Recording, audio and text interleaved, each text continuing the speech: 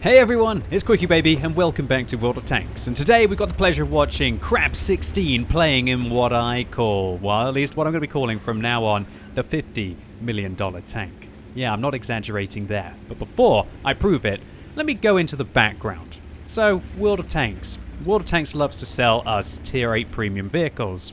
They're really good for us, right? They give us extra credits, they give us extra experience. Sometimes they provide novel playstyles. Sometimes they even get you extra crew training, right? Wargaming definitely market these premium tanks in amazing ways. And I've been thinking about this for a little while.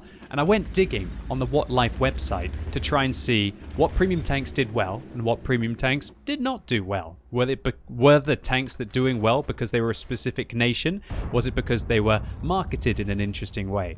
Or is it because they're just frankly overpowered and then word of mouth spreads and that players will pick up the vehicles that are most powerful inside the game? And so I found out that the most popular Tier 8 premium tank, or at least one of them, is the Rheinmetall Scorpion. This Tier 8 German premium tank destroyer has sold a staggering amount worldwide. Now, I've taken all of the values off the QuickyBWOT Life website, and none of these are official. But the way that I guess they've gained the statistics is by monitoring all of the different players. You can see all of the different players who have played World of Tanks, and then you can see what tanks they have actually played on their account. And so, if somebody has a Rheinmetall Scorpion, which is a Tier 8 premium tank, that means they've actually purchased it for real cash. Except, of course, when Wargaming have rentals of these vehicles, or if they've given them to employees or out as rewards, although that's going to be like a marginal thing. That's only got to be a few percent at best.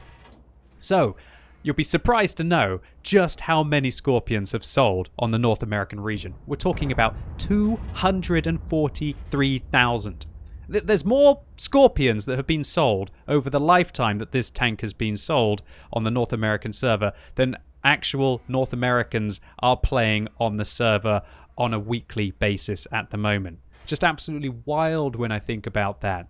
On the European server, this tank has sold 925,000 times. That's nearly 1 million Rheinmetall Scorpions sold in the European region. And on the Russian region, now this was a bit of a surprise to me. I would have thought, more people play World of Tanks in Russia. Probably about 4 to 5 times more people play it in Russia than they do in Europe, or should I say in the CIS region. But actually, this vehicle sold 579,000 times, so nearly half as many as on the EU region, even though they have 4 times the population. And I guess because it's a German tank. And I guess that maybe it just fits the European playstyle, that kind of Western perspective, as to why the Rheinmetall Scorpion has done so well. So when we add these 3 regions up together, and I apologize Asia, but I could not find open statistics that summarized the Asian region, that adds up to 1.75 million Rheinmetall Scorpions sold worldwide. And obviously excluding Asia, that's just the 3 key regions for World of Tanks. That's mind-boggling. 1.75 million of these tanks have been sold. And when we consider that the cheapest that this tank is ever available is probably about $47, that adds up to $82 million that this tank has made Wargaming. Now, why are you presenting the title of this video as the $50 million tank and not presenting it as the $82 million tank? Well, I don't want to exaggerate. And to all intents and purposes, some of those numbers could have been rentals, some of those numbers could have been just Wargaming giving them away, or maybe I'm leaving a little bit of margin for error. But I'm 99% certain that this vehicle will have grossed at least $50 million. For me, that's just simply outrageous. And when we consider that that's the cheapest of the bundles you can get when you purchase one of these tanks, and that they have been sold in bundles up to $100 if you want to get the vehicle with a lot of gold, or you want to get it with some premium time. I'm not sure if Wargaming have sold it with special crews or not, but that's the minimum price. So it could very well be up to more like the 100 million mark if you also take into account the Asia region, and sometimes people not choosing the standard bundle but buying the bigger bundles of the Rheinmetall Scorpion. $100 million, could you believe that, for a single premium vehicle that has been sold inside World of Tanks? What's mind-boggling about that for me is that this year I've seen some incredible films like Midsommar, Midsummer, worldwide gross was $41 million. So this tank, out of the hundreds and hundreds of tanks that are available, and the probably 50 premium tanks that are also available at Tier 8, made twice as much as one of my favorite films this year. First Man, for example, made 105 million worldwide this year, and The Favorite made 95 million. So that's just absolutely mind-boggling for me that a single tank inside this game will be making more than some of my favorite films from the last couple of years. I'd have to stop and just dwell on that for a little bit, just for a second. And you think about how many other premium tanks are in the game, it really shows you what an absolute powerhouse Wargaming have with World of Tanks. Now, why has that been the case? Well, obviously Wargaming have done some very impressive marketing with this vehicle. And also, they've done some very impressive marketing with World of Tanks. It's just absolutely amazing to me how much they have made us as players really care about the vehicles that we have inside our garage. They're not models that we get to put up on a shelf. They're presented, obviously, in like HD inside our garage. We get to collect them as we go along. But there's nothing tangible there. It's a virtual good. This thing costs as much, when you think about it, as a whole individual game itself. And this tank has actually sold pretty much about the same as a game like Far Cry 5 has sold on just Xbox over, I believe, in 2018, over the entirety of 2018. Yeah, that's right. This tank has probably made more than the entirety of Far Cry 5 has sold on the Xbox. And it's just one of the tanks that Wargaming sell inside World of Tanks. And that's just incredible when I think about all of the different vehicles. But I also have to add the caveat and the disclaimer that this is definitely one of, if not the more premium tier 8s. It might be the most popular premium tier 8. So if you think that all of Wargaming's 50, 100 premium tanks inside their game sell for as much money as this one does, that's definitely not the case. This is definitely one of the jewels in their crown, so to say. So I don't want to misrepresent it. It's still just absolutely mind-boggling for me that Wargaming have valued these vehicles so highly and priced them at a point where millions and millions of people around the world have jumped on the opportunity to be able to get them.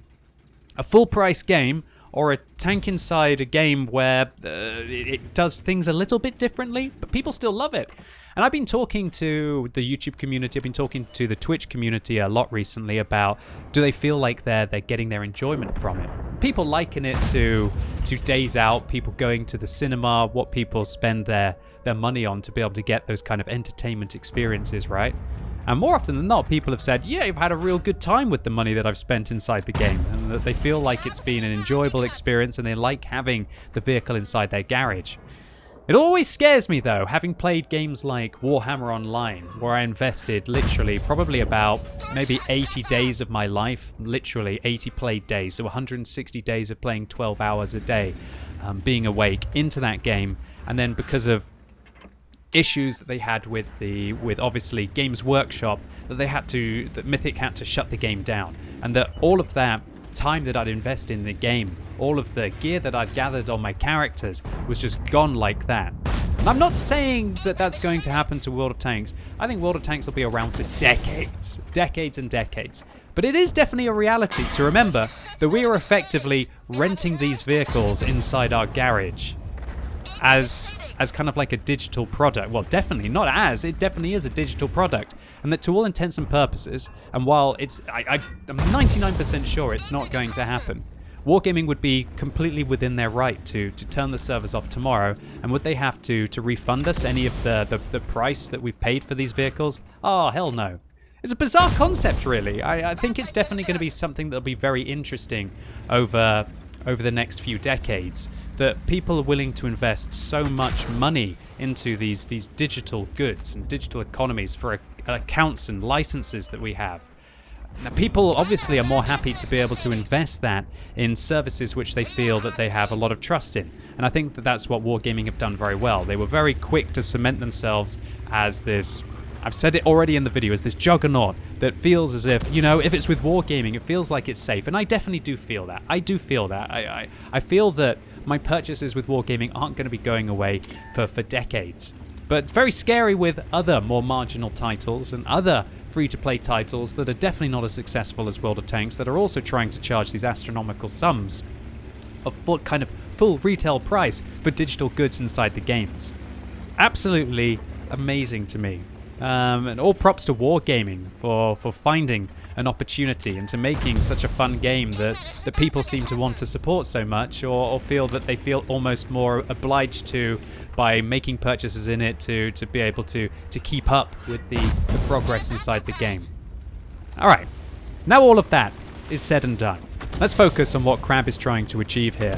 And that is that this is showing why the Rheinmetall Scorpion is just such a popular vehicle inside the game. You have a fully traversable turret. You have fairly decent mobility. You have 490 alpha damage. And also you've got 311 millimeters of premium gold penetration if you feel the need to dab that 2 key, and then you're going to be able to obliterate whatever vehicle that's going to be in front of you, right? Even tier 10 tanks are not going to be standing up very well against 300 millimeters of penetration that this tank has. And that's just why this tank is successful. It's just such a friendly tank. It has no defense, but quite often people don't need defense if they get to just sit at the back and do 490 damage alpha bombs at opponents while they advance at them. And so that's why the Rheinmetall Scorpion is just so popular inside World of Tanks, especially on the European server. It's German, it hits hard, it's flexible, it's a very powerful tank, and it's a very friendly tank as well. It's not complicated. You don't have to be thinking about moving your vehicle in a certain way. And oh, this is dangerous stuff. Oh no!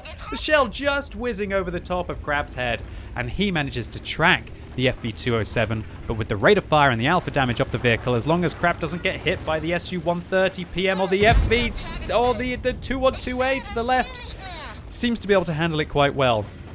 And Crab is now firing APCR rounds, as he probably should do, but he could also low roll, which would be an absolute disaster right now.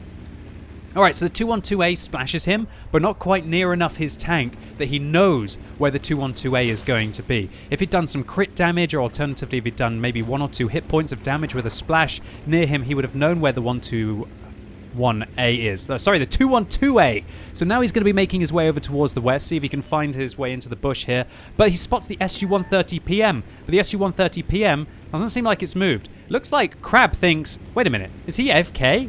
Oh, goody, that is it. That makes his 1 versus 6 situation all the more easy if one of the enemy vehicles is AFK. And there's the 212A. Oh dear, disaster, low roll. No. Oh, right over the top of the turret. Okay, yeah, I had watched this one before. But you know what, we're going to be having to put it in there for effect, right? Yeah, that was a tense of the buttocks kind of moment, right? Boys and girls, you know, where you've low rolled against an artillery for 456, leaving them on 4 hit points, and then they have a clean shot into your vehicle about whether you're going to pick up the medal that everybody wants, the Kolobanov's medal or not, right? So Crab's got to be really careful here. I would actually be quite cautious about engaging this SU-130 PM. Maybe they disconnected, maybe they came back. Maybe the SU-130 PM is a bot, and as soon as he fires at him, the bot is going to activate and come after him. But it looks like Crab was prepared for that. He put 600 rounds with a high explosive round into the side of the SU-130 PM's turret, and I bet you wish you had connected to the battle buddy, because you just became a delicious treat for Crab. And you know what? Maybe the SU-130 PM, who's pretty much trying to do what Crab wanted to do here, and that is kind of camp at the back of the map, was thinking, you know what, my 6 tanks will finish him off. I'll just go and make a sandwich or something. Doesn't look like it worked out for you, bud, as Crab polished this one off, showing just why this tank is so immensely popular. You can't take this tank for granted. Irrelevant of the situation it's in, it's always got a chance, because just how big the gun is, how high the alpha is, and more important, just how flexible this tank is. So this was a smashing ace tanker for Crab, 2,259 base experience and 8,400 damage with his Radley Walters medal for those 8 kills, and the one that everybody wants, the Kolobanov's medal for standing alone against at least 6 opponents. In this case, no, sorry, at least 5 opponents, but in this case it was 6, but the SU was AFK, but it was 6 anyway, so he would have got it anyway if he just wasn't in the battle. You were going to give it to him anyway, boys and girls, irrelevant of the AFK at the end of the game. Pascucci's medal for dealing with those 2 self-propelled guns, a Defender's medal for defending against the cap, and a Tank Sniper for dealing most of that at long range, as you would expect for this very sneaky German tank. And yeah, also a High Caliber for 8,400 damage. And yeah, if there's any reason why people buy premium tanks inside World of Tanks. How about making 235,000 credits, boys and girls? Not a bad result, right? If you were a free-to-play player playing regular tanks, at the tier 6 or 7 mark, you'd have to probably play for maybe about 3 or 4 hours of grinding very carefully to be able to get as much as Krabs was able to get in 13 minutes and 33 seconds there. I like that number. Pretty much sums up this replay, right? So Crab, congratulations to you on this mammoth game, and thanks for uploading it on the What Replays website. And also, congratulations to Wargaming. This was a big wake-up moment for me that one vehicle inside their game has made Wargaming probably about $50 to $100 million. It's just one tank. One tank grossing more than whole blockbuster movies. One tank grossing more than some successful games sold in an entire year. It's an incredibly impressive achievement, and I'd be really interested to know what you all think about it in the comments down below. Did you realize that a single tank like this was making the company as much money as it does? And do you think maybe this explains why there are so many tier 8 premium tanks going into the game? Either way, I hope this video was fun, or maybe it was just useful for you. If it was, give the video a thumbs up, but if you hated it, give it a thumbs down. And as always, thank you so much for watching. You've been epic, and hopefully I'll see you soon.